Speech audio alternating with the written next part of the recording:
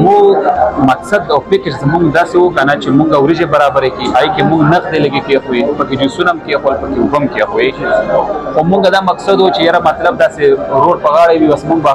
کور تقسیم کو کنه دلته مو حالات وکتل حالات هغه شانتي نو په لاره موږ چې کم ځنه موږ کم اس کني مګنټه سفر کې داسې خلک په لاره ولاړو چې موږ لرا کوم موږ پیکیج موږ چې نه موږ زړه مطمئن شي موږ سره چې امداد په چا خلکو زړه مطمئن شي چې موږ صحیح ځای ته ورسېږو بیا چې دلته راوځو موږ غره ته وخت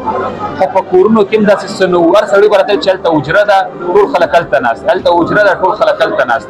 وي که صحیح ځای له رسې نو هلته لاړ شه صحیح ځای نور سړی به دا خبره کوله نو موږ ځکه دغه مقصد باندې راغلو نو موږ په لاره کې چې کوم مقصد نو موږ چې کومې پیسې نغدي هم په دغه کې بند کړي په پیکیج کې نو موږ یو پیکیج سره د پیسو دار څه بند کو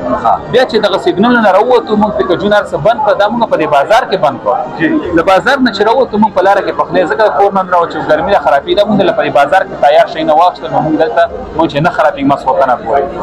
نو بیا دا غینه بعد ملګرو ریمونه کو چې ما پیسې ولګي ما په 100 په 200 په 1500 په 1000 په پیسې را برابر شي بیا را سره لګي شان دي نو ا پیسې را سره نقد پرتی دي او چې کم پیکیج په پیکیج دی سر جی وز دا سیده کنه دا پیکیج کله مونږه کلی ته یا علاقې ته رسو کنه هغه متاثره خاندانونو چې کوم څومره په دې علاقې کې زمونږ سره دلته دي هغه میل حضرات چې دي هغه ټوټل مونږ سره دی ډیره کې وس موجود دي تاسو ته برور زما خبره کړي دا کمیټه چې مونږ د دغه امداد لپاره تشکیل کړې دا هغه داسې ده چې مونږ دا وګڼل چې یاره که مونږ ته میلمانه راشي او هغه زی او هغه خلک لټوي چې کوم متاثره شوي دي د هغې د اسانتیا دپاره هغه خلک مونږ د یو ډیرې ته راجمع کړو او د هغو دپاره یو کمیټې تشکیل کړو چې هغه په 15 کسب افرادو باندې مشتمل ده نقدیت څومره مونږ ته چې راځي ستاسو د مخې نه دا څومره خلک چې دا پیسې راوړي دې کمره کې دا مشران ناست دي دې ته په حواله کېږي څوک 10 زره ورکوي د خپل وس مناسب څوک 2 روپۍ ورکوي هغې لفافه باندې د هغو نوم لیکل شي چې د دې له طرف نه مونږ ته په امداد کې دومره پیسې میلاو شوي داسې حضرات هم ورته دلته دغه کړي دي چې یاره زمونږ کوم متاثره خاندانونه دي چې د بار نه کم مدد زمونږ سره راشي چې په هغې کې په 1 روپۍ یوه انه داسې دغه رانه شي چې هغه د هغو خیرات دلته هغې خلکو ته پوره ورسي که موږ نن په کوڅه کې وګرځو په دې کوڅه کې تا ته په متاثره خاندانونو کې یو فرد نه میلاویږي ځکه نه میلاویږي دا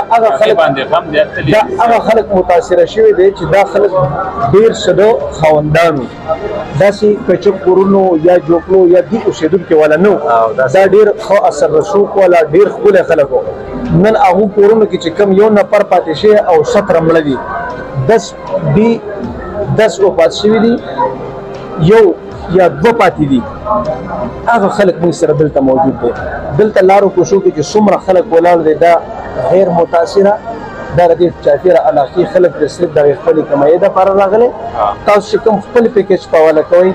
دغه سپین دروګې دغلته ناست دي که په کم پیکټو کې تاسو کم پیسې بندي کړي او هغه ممکن یې هغه د هغې نه راوتی شي او د دغې کیش امداد سره یو ځای کېدی شي دا به ډېره زیاته بهتري چې د دې په حواله ممکنه ده اسانه پکې پرتې دي هغه پهله لاړ شو پیکیج نه بهر راوالو هغه به پیکیج تاسو بیل والی هغه پیسې به په ګاډي دا به ډېره زیاته بهتره دا به ډېره زیاته بهتره صحیح ده جی صحیح ده دغه شان ټیک ده دا نغدي دغه پیسې به دغه شان شکریہ الله